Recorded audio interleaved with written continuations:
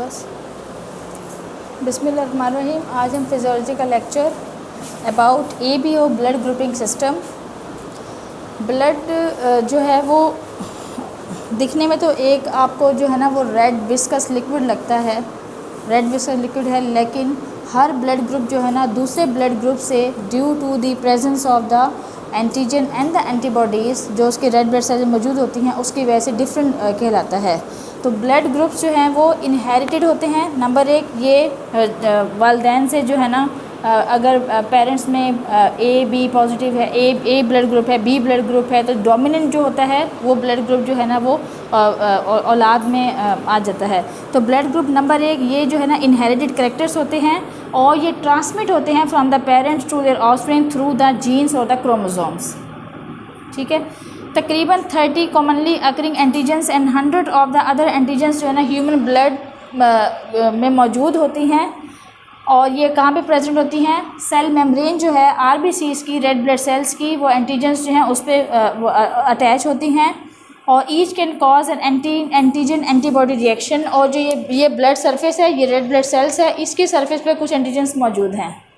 ठीक है जी, ये एंटीजेंस मौजूद हैं। अगर ये एंटीजेंस जो हैं जो प्लाज्मा में, ये ब्लड सरफेस मौजूद हैं, लेकिन प्लाज्मा में कुछ एंटीबॉडीज़ भी मौजूद हैं। तो ये एंटीजन जो है रिस्पेक्टिव जब वो एंटीबॉडीज़ के साथ अटैच होती हैं तो ये क्या कॉज कर सकती हैं? एंटीजन एंटीबॉडी रिएक्शन कॉज कर सकती हैं। तो ABO ब्लड ग्रुप सिस्टम को क्लासीफाई कर दिया गया मुख्तलिफ वो ब्लड ग्रुप में। नंबर 1 O जो है वो 47% एग्जिस्ट करता है, A 41%, B 19% मौजूद है एंड AB जो है वो 3% मौजूद है। RH ब्लड ग्रुप सिस्टम, जब ब्लड ग्रुप जो है वो बनाए जा रहे थे कि मुख्तलिफ ब्लड ग्रुप जो है ना वो डिस्कवर हो रहे थे, तो इस क्योंकि इसकी डिस्कवरी के दौरान जो ये एक्सपेरिमेंट है वो किस पे किए गए थे? मंकी पे किए गए थे। ये एक्सपेरिमेंट्स मंकी पे किए गए थे। तो रेसिस जो है ना वो एक मंकी का नाम है। ठीक है, ये एक्सपेरिमेंट मंकी पे किए जा रहे थे। तो रेसिस जो ब्लड ग्रुप सिस्टम है ये फिर उससे आया कि उस मंकी के जब एक्सपेरिमेंट किए जा रहे थे तो उससे जो है ये भी सामने आया कि ब्लड ग्रुप में एंटीजन A, B और C के अलावा एक और जो है ना वो एंटीजन मौजूद होती है जिसे हम क्या कहते हैं। और उस एंटीजन की मौजूदगी की वजह से जिन अफराद में वो एक्स्ट्रा जो RH एंटीजन मौजूद होती है, दूसरी एंटीजन जिसके रेसिस के नाम पे उसको नाम मंकी के नाम पे उसका रख दिया गया रेसिस, एक और एंटीजन की मौजूदगी की वजह से, तो उसे हमने क्या कह दिया कि ये A ब्लड ग्रुप सिस्टम सही था। A ब्लड ग्रुप है, A ब्लड ग्रुप है, लेकिन जो ये पॉजिटिव है और जो ये निगेटिव कहलाता है वो due to the presence of this antigens. Blood group A मौजूद था, लेकिन अगर हम ये कह रहे हैं कि ये पॉजिटिव है, A पॉजिटिव है, तो जिसमें ये RH जो है ना वो जो पॉजिटिव थे उसका ब्लड ग्रुप क्या बन गया?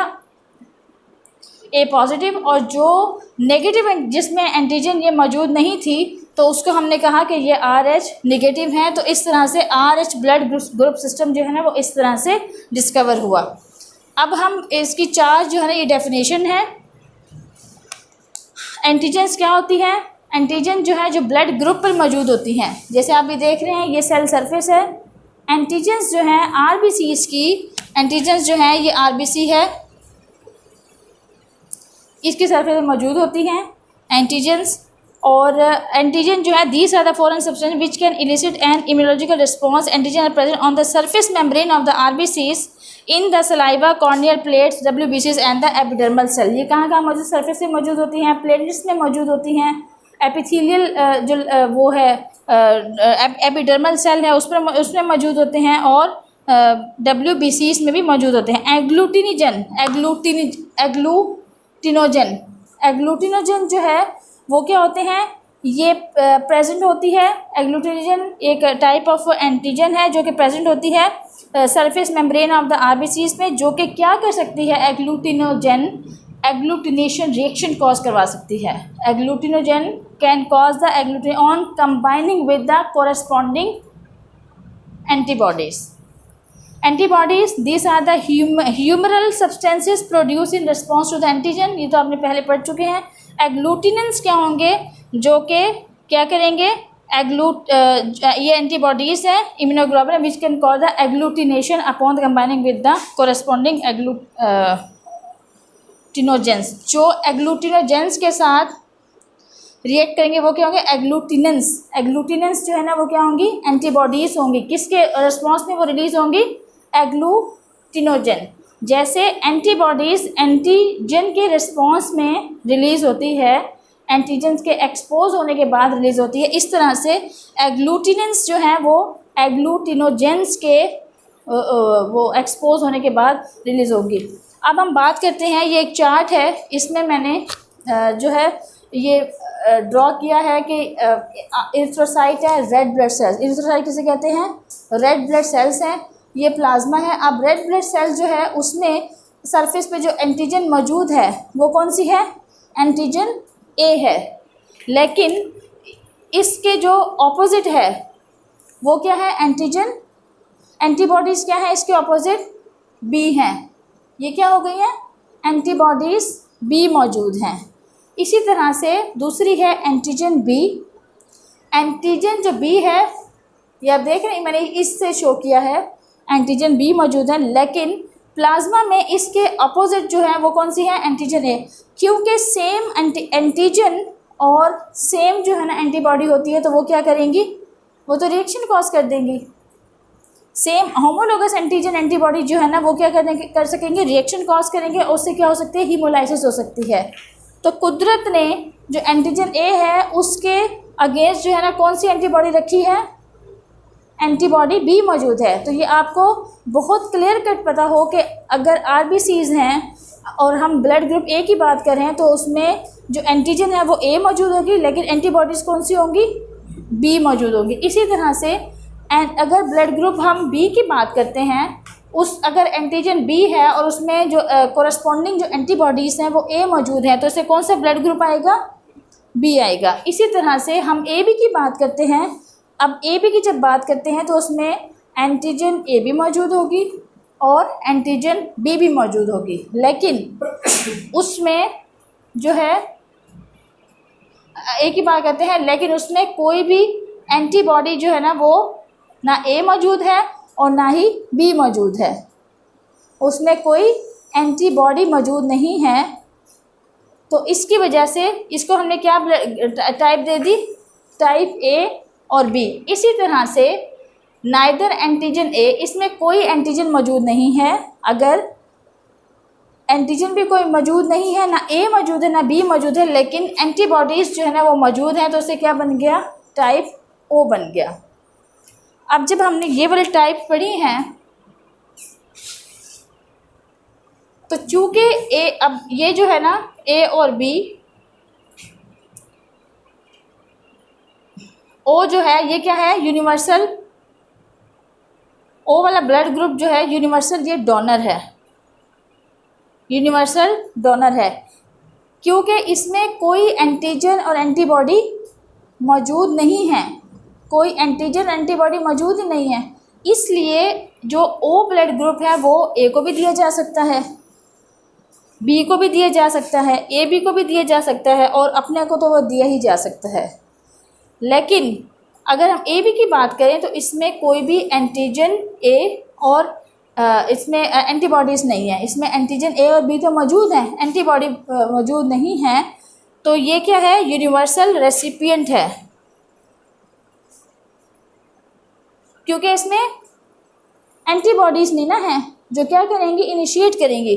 तो ये यूनिवर्सल रेसिपिएंट है। अगर इसको अगर हम करें तो इसको ए बी का भी लग सकता है, बी का भी लग सकता, ए बी का भी लग सकता है, बी का भी लग सकता है, ओ का भी लग। तो इस तरह से ए बी जो है ना वो यूनिवर्सल रेसिपिएंट है और ओ जो है ना वो यूनिवर्सल डोनर है। ठीक है। तो सबसे ज़्यादा जो ब्लड डेफिशिएंसी, जब हम बात करते हैं कि कोई मेजर ऑपरेशन है, कोई मेजर सर्जरी है, तो ब्लड ट्रांसफ्यूजन की ज़रूरत होती है, तो उस वक़्त जो है ना बहुत ज़्यादा मतलब जो किल्लत आती है देखने में कि ओ वाले जो है ना वो इसको जो ब्लड की ज़रूरत होती है, ये सबको दे तो सकते हैं, लेकिन ये ले किससे सकता है, सिर्फ ओ से ले सकता है। ये जो है ना वो ए बी सी ये दे सकता है सबको, लेकिन ये किसी से ले नहीं सकता। लेकिन जो ए बी वाला है उसको सबका ब्लड ग्रुप लग सकता है, ए बी, बी बी और सी बी और डी बी। अब ये है सिंपल ए बी ओ। अब हम बात करते हैं ये पॉजिटिव और नेगेटिव कैसे हैं। आर एच पॉजिटिव और आर एच पॉजिटिव, इस एंटीजन के साथ साथ जब हम बात करते हैं दूसरी एग्लूटिनोजेन की, तो एक और ब्लड ग्रुप में मौजूद होती है एंटीजन, वो क्या कहलाती है, आर एच पॉजिटिव और R H negative. R H positive, अब ये तो सिंपल ए ब्लड ग्रुप आपने पढ़ा कि ब्लड टाइप ए बन गई ना, टाइप बी बन गई, लेकिन जिसमें ये टाइप आर एच पॉजिटिव मौजूद होगा, जिसमें ये आर एच पॉजिटिव मौजूद होगा तो वो ब्लड ग्रुप क्या कहलाएगा, ए पॉजिटिव। और जिसमें ये मौजूद नहीं होगा ये एंटीजन, तो वो क्या कहलाएगी, ए नेगेटिव। इसी तरह से B positive, B negative, A B positive, A B negative, O positive, O negative. ठीक है जी। इस तरह से फर्दर जो है ना ये कोई डिवाइड। अब आपने ये भी देखा होगा कि एक रिएक्शन जो है ना वो सामने आता है, ये ना इसको रब कर दें, उसके बाद मैं दूसरा आपको पैराग्राफ बना के समझाती हूँ, वो ज़रा डिफरेंट है। ऐसे है आरिफ फजल बड़े मेहनती होते हैं, बहुत मेहनती होते हैं। एंटीजन जो ए मौजूद होती है उसके साथ एक और एंटीजन पाई जाती है एग्लूटिनोजेन, जैसे जिसकी मौजूदगी की वजह से हम क्या कहते हैं कि ये आर एच पॉजिटिव है और आर एच नेगेटिव है। जिसमें ये एंटीजन जो है एक और इजाफी एंटीजन है जो ये पाई जाती है, इसे हम कहते हैं वो ए पॉजिटिव हैं, और जिसमें ये इजाफी एंटीजन पाई नहीं जाती है वो आर एच नेगेटिव कहलाते हैं। रेसिस नाम किस तरह से पड़ा कि जब ब्लड ग्रुप्स जो है वो दरियाफ्त किए जा रहे थे तो एक A B O blood group system बनाया गया। चूँकि ये एक्सपेरिमेंट जो है ना मंकीज़ पे किया जा रहा था, तो मंकीज़ के जब एक्सपेरिमेंट किया गया तो एक और एंटीजन की मौजूदगी सामने आई, तो इस तरह से उस मंकी के नाम पर इस सिस्टम का नाम जो है ना रेसिस सिस्टम जो है रख दिया गया, रेसिस सिस्टम रख दिया गया। और इसकी ही बिना पर जो है ना मुख्तलिफ जो ब्लड ग्रुप्स हैं उनको ए पॉजिटिव और ए नेगेटिव में डिवाइड किया गया। इसकी जो बहुत ज़्यादा जो कॉम्प्लिकेशन है वो आर एच पॉजिटिव जो हैं वो 85% होते हैं और जो नेगेटिव में 15% होते हैं। जो नेगेटिव वाले होते हैं उसमें ये कैपेबिलिटी होती है कि लेटर ऑन जैसे ड्यूरिंग द प्रेगनेंसी जो है ना वो इसके अगेंस्ट जो है ना एंटीबॉडीज़ भी प्रोड्यूस कर सकें। वो कैसे प्रोड्यूस होती हैं, आप सपोज़ करें कि अगर फादर जो है ना वो आर एच पॉजिटिव है और जो मदर साइड है वो आर एच नेगेटिव है, जब कोई जो है ना वो when a lady become positive, तो जो फीटस होता है अगर उसका ब्लड ग्रुप फादर से जो इनहेरेंट आया है वो पॉजिटिव होता है, लेकिन वालदा का जो ब्लड ग्रुप है वो नेगेटिव ही है, तो डिलीवरी के टाइम पर जब डिलीवरी होती है तो बच्चे के जो प्लेसेंटा के ज़रिए थोड़ा बहुत जो ब्लड है वो लीक आउट हो जाता है इनटू द मदर्स ब्लड ना।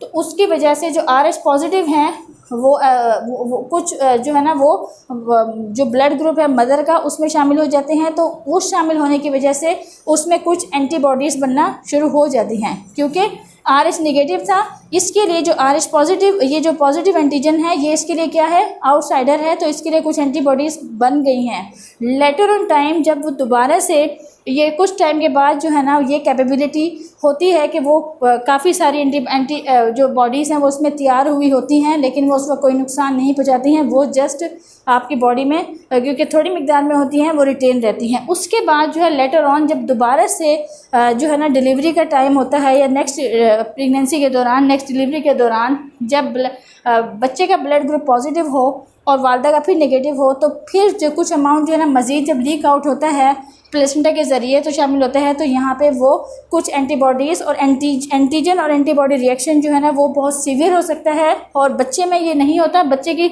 उसको ख़तरा नहीं होता क्योंकि वो कम तादाद में होते हैं। और लेकिन जो प्लेसेंटा से ये लीक होके जो मदर के ब्लड ग्रुप में शामिल होता है, तो यहाँ पे एंटीबॉडीज़ बहुत तेज़ी से बनना शुरू हो जाती हैं और ये चांसेस होते हैं कि विद इन फ्यू टाइम्स जो है वो बहुत तेज़ी से अटैक करे आरबीसीज़ की सरफेस को। जो आरबीसीज़ की सरफेस है उसे ये अटैक करना शुरू कर देते हैं और आरबीसीज़ की क्या कहते हैं, लाइसिस करवा देते हैं। तो इस तरह से हीमोलाइसिस होता है और उसके नतीजे में मतलब कि सडन डेथ भी हो सकती है हीमोलाइसिस के नतीजे में। तो ये कहलाता है हीमोलाइसिस। और ये जो है ना वो एंटीबॉडी मीडिएटेड साइटोटॉक्सिसिटी रिएक्शन की भी एग्जांपल है। एंटीबॉडी मीडिएटेड साइटोटॉक्सिसिटी, क्योंकि इसमें जो आरबीसीज के सेल्स हैं उसके सेल्स से अटैक करते हैं, तो ये टाइप 2 एंटी जो बॉडी है मीडिएटेड साइटोटॉक्सिसिटी रिएक्शन भी कहलाता है और उसकी ये एग्जांपल है। तो यहाँ हमारा लेक्चर कंप्लीट होता है।